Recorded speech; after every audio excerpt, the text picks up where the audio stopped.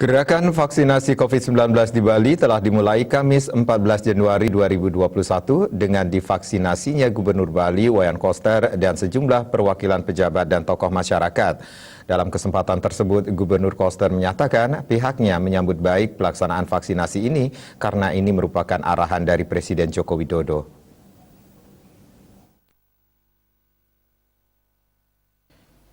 Ia mengatakan pandemi COVID-19 ini sudah cukup lama berlangsung, hampir setahun, yaitu sejak Maret 2020 hingga Januari 2021. Pandemi COVID-19 telah lama melanda. Kasus COVID-19 di Bali belakangan ini juga mulai meningkat lagi, setelah wisatawan pada Desember 2020 sekaligus menyambut tahun baru datang ke Bali mencapai 400.000 lebih. Ia mengaku sudah memprediksi adanya lonjakan kasus ini dengan kedatangan wisatawan yang cukup banyak itu. Terbukti dalam minggu-minggu ini, jumlah kasus meningkat tajam. 2 hari lalu jumlah kasusnya mencapai yang tertinggi, dengan jumlah 350 orang. Kemudian pada Rabu, jumlahnya mencapai 268 orang. Jadi munculnya kasus per hari lebih tinggi dibandingkan hari per hari, ketika kasus ini baru muncul mulai Maret 2020.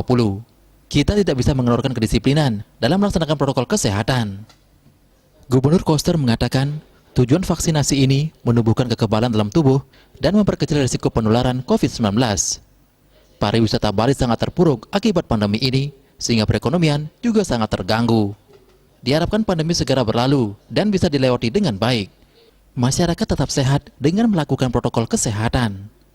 Diah Dewi, Bali Pos melaporkan.